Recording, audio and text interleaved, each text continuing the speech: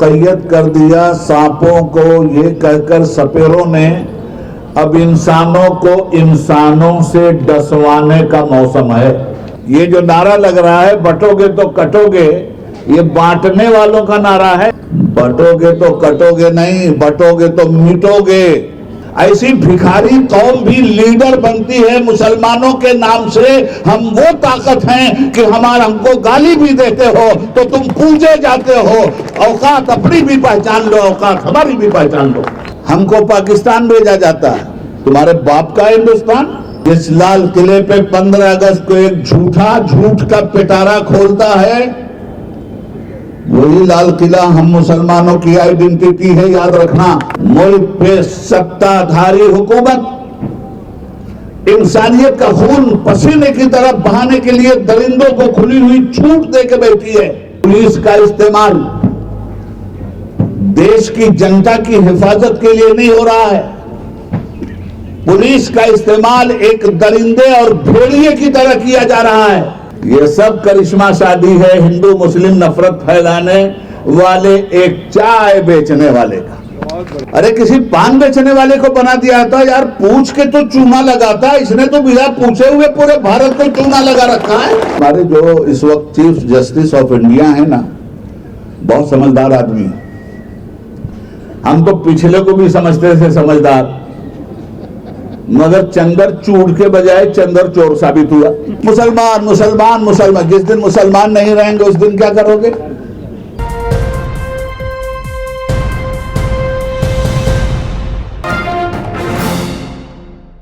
सदर इजलास जनाब मोहम्मद शफी साहब,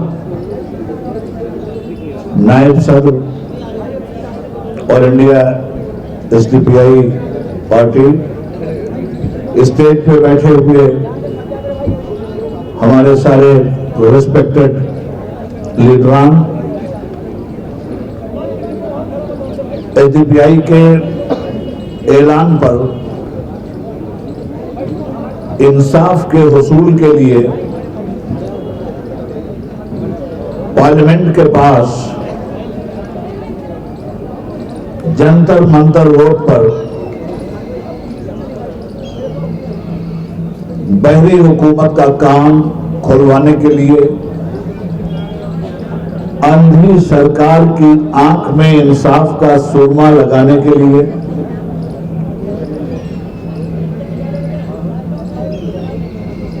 और समाज को गूंगा बनाने वाले पार्लियामेंट में बहते हुए बहरूपियों के लिए आज का ये इजलास खुला हुआ चैलेंज है। मुक़य्यद कर दिया सांपों को, ये कहकर सपेरों ने, सपेरे पिटारे से निकालते हैं सांप और लोगों को डरवाते हैं, मगर ये पार्लियामेंट में बैठे हुए सत्ताधारी सपेरे,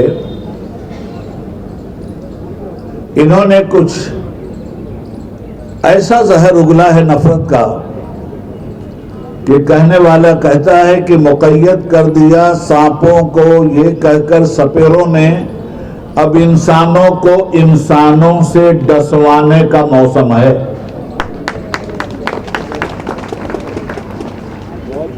इंसानों को इंसानों से डसवाया जा रहा है। क्या 2014 से पहले भी खुले हुए नाग इसी तरह इंसानों को डसते थे? जिस संत नजर रुकती है शोला है धुआं है, जिस संत नजर रुकती है शोला है धुआं है, मैं ढूंढ रहा हूं कि मेरा मुल्क कहां है।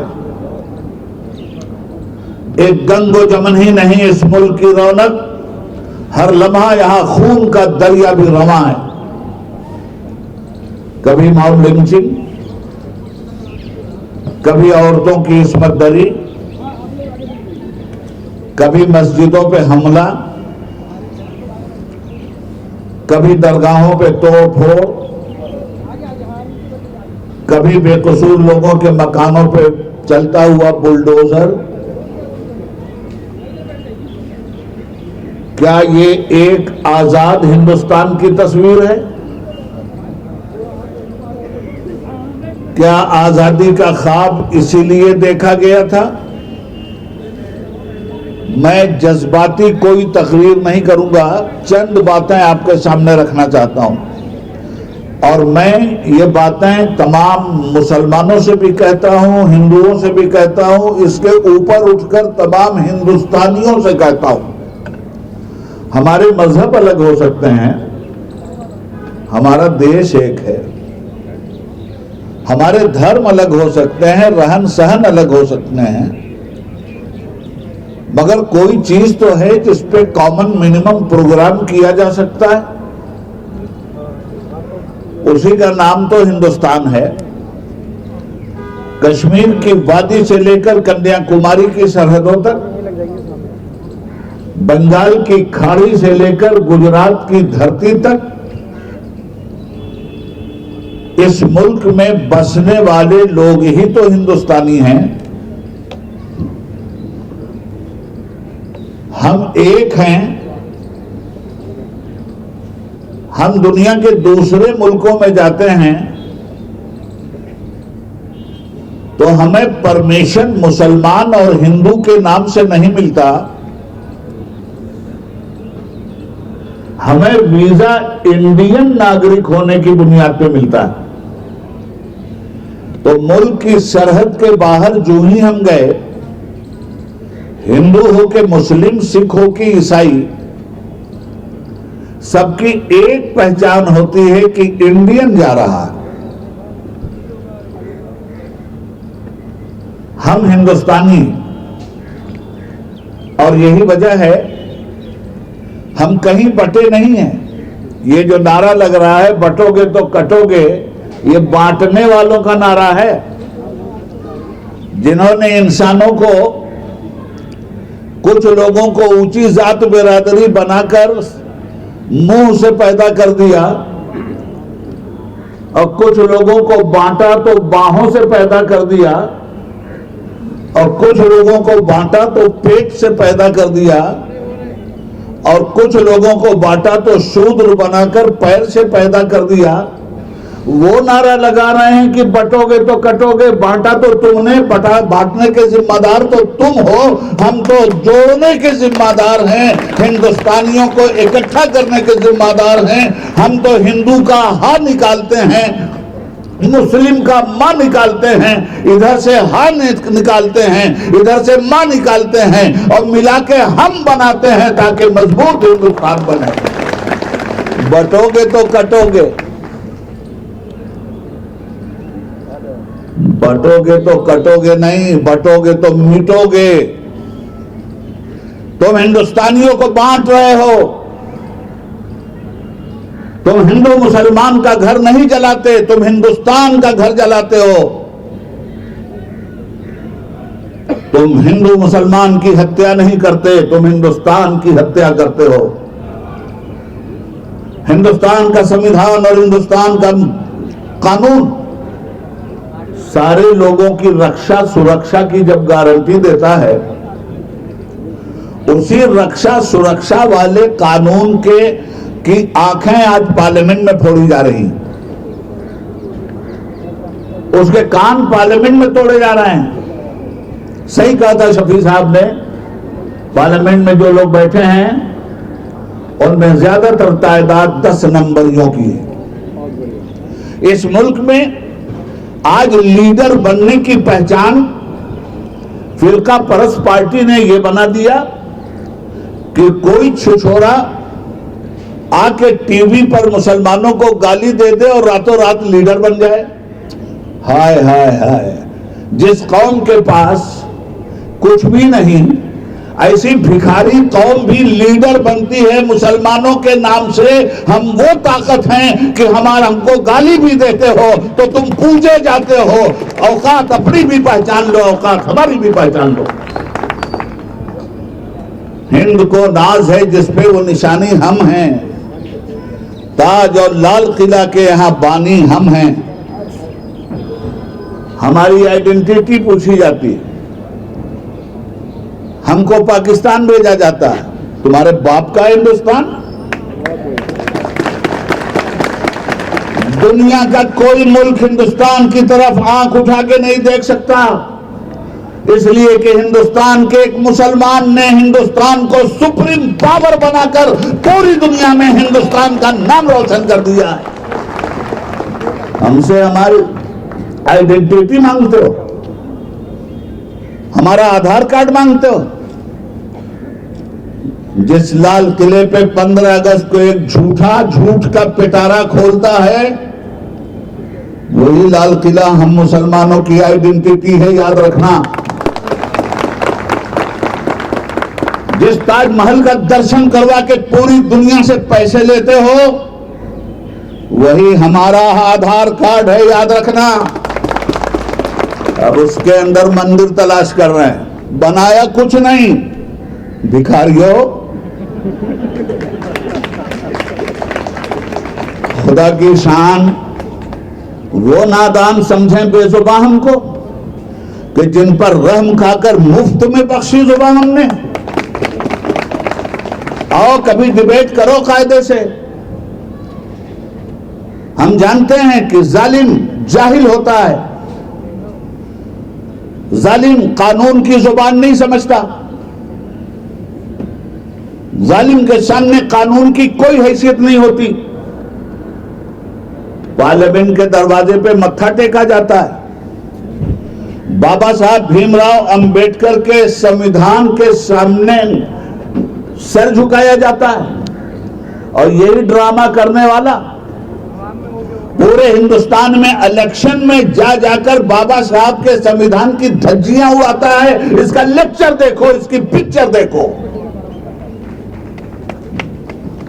जिस संविधान का शपथ ग्रहण पार्लियामेंट में हो रहा है, उसी संविधान को अपनी बोली से कुचला जा रहा है पूरे हिंदुस्तान में।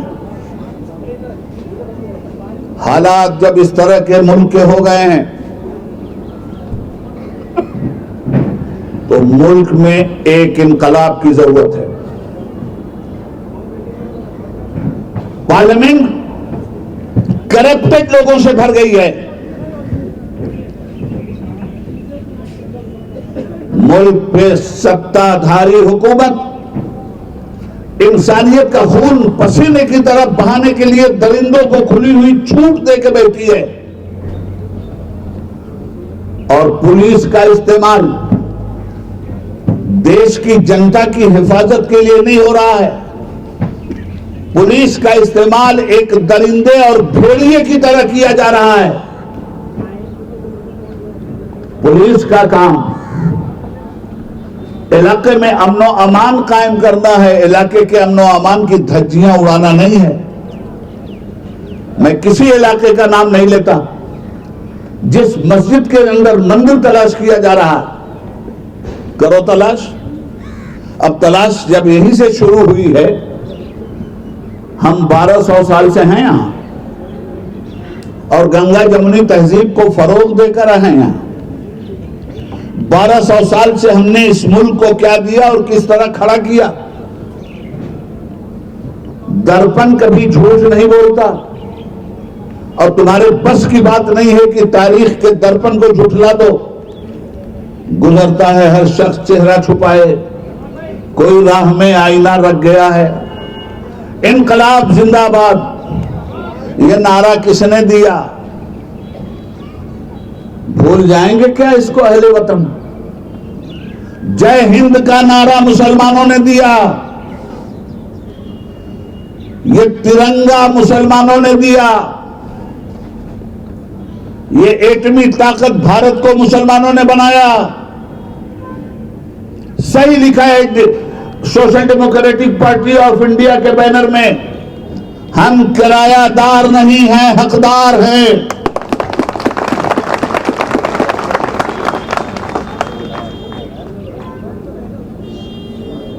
मुसलमानों को कहां कहां तलाश करोगे, क्या क्या तोड़ोगे? सबसे पहले जाकर के अब वही इतना ही बाकी रह गया कि इंडिया गेट तोड़ दो। इसलिए कि इंडिया गेट पे जितने वीर शहीदों के नाम लिखे हैं उसमें 60% से ज्यादा मुसलमान वीर शहीद हैं।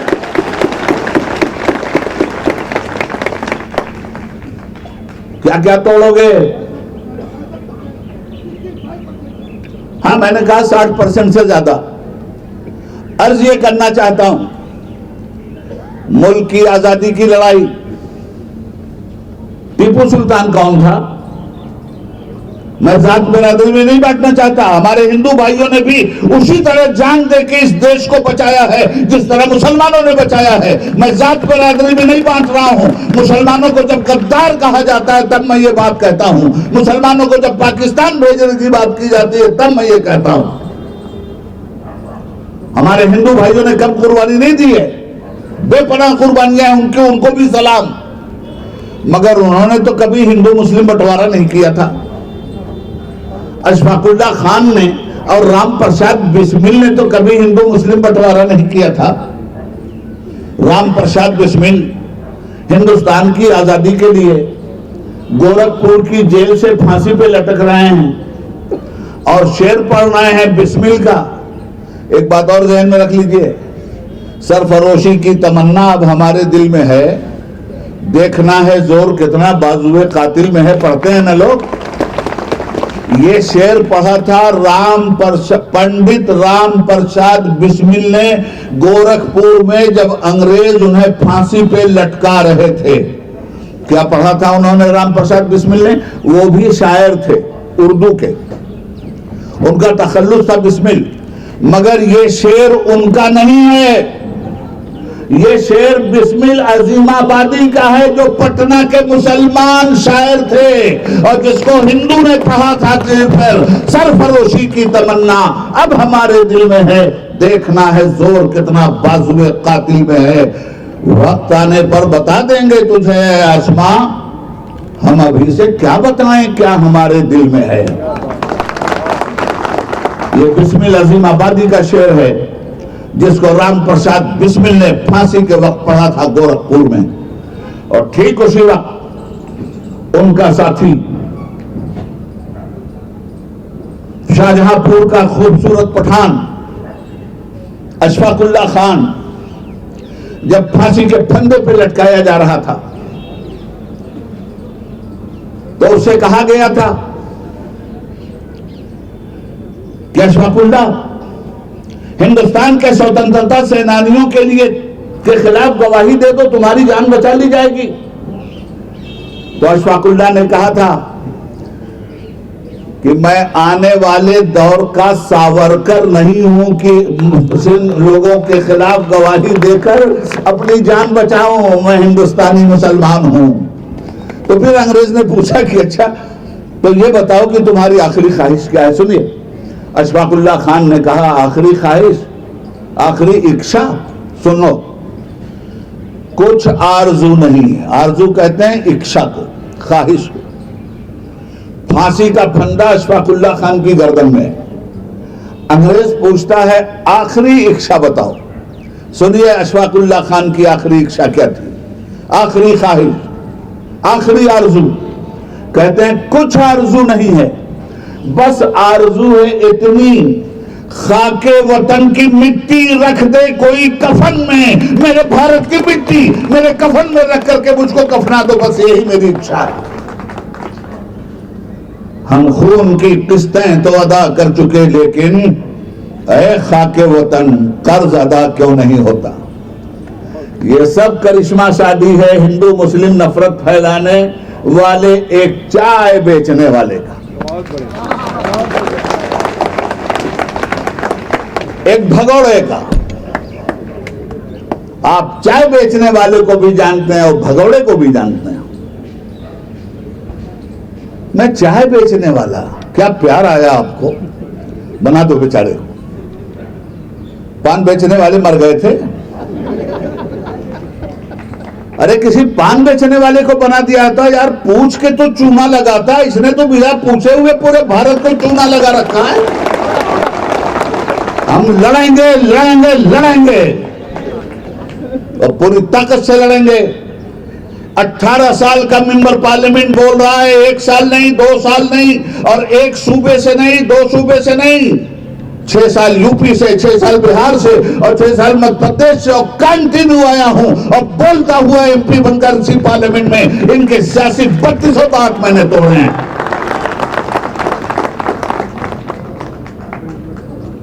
क्या क्या ना उम्मीदें थी तेरे अहद से हमको, क्या क्या ना तेरे अहद में हम देख रहे हैं।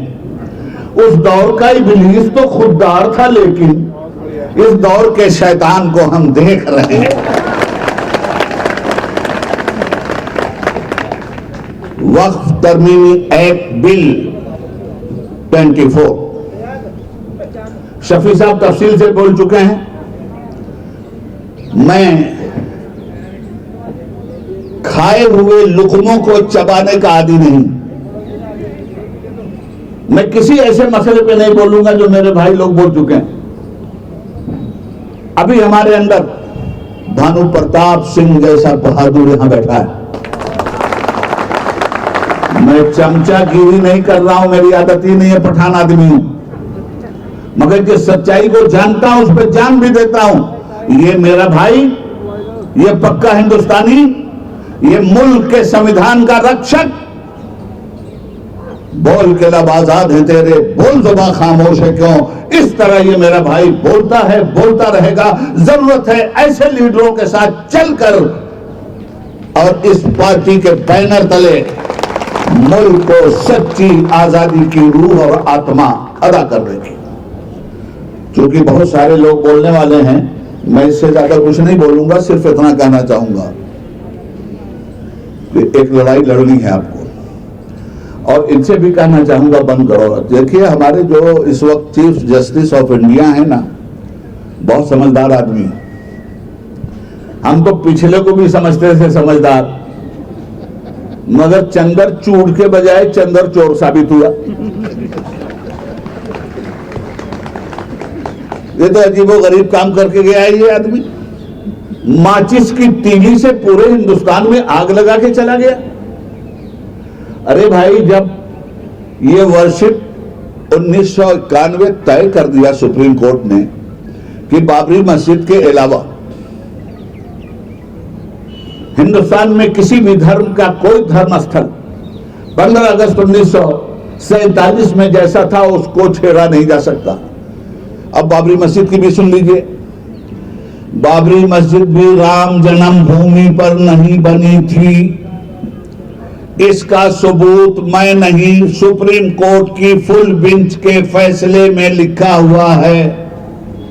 सुप्रीम कोर्ट की फुल बेंच के फैसले में यह लिखा है कि बाबरी मस्जिद जिस जमीन पे बनी थी उसके नीचे कोई मंदिर नहीं।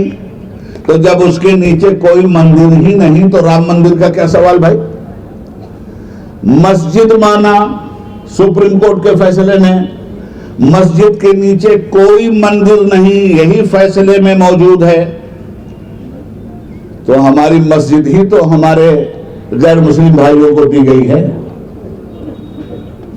अब राम जन्मभूमि तो वो तलाश करें कहां है।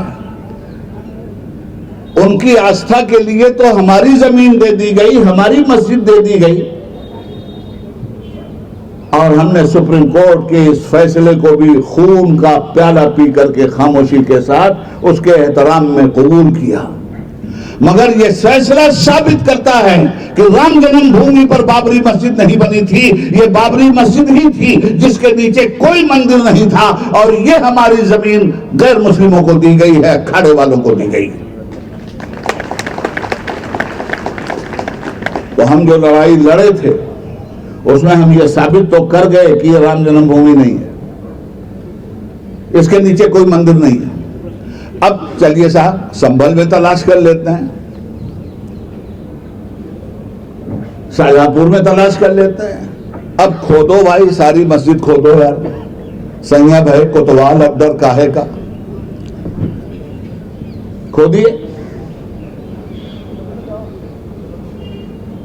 तो अगर मस्जिदों के नीचे मंदिर तलाश कर रहे हो तो अब बौद्ध धर्म के लोग भी मंदिरों के नीचे बौद्ध विहार तलाश करने लगे हैं।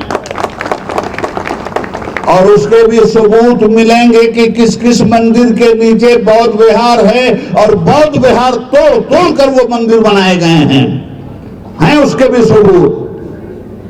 तो अब यही काम इस गवर्नमेंट का है कि मस्जिद तोड़ो, मंदिर तोड़ो, यहां तक कि देश तोड़ देंगे। अगर इस देश के लोगों ने भांग नहीं खाई है तो होश के नाखून लें और इन्हें पार्लियामेंट से भी बाहर निकालें।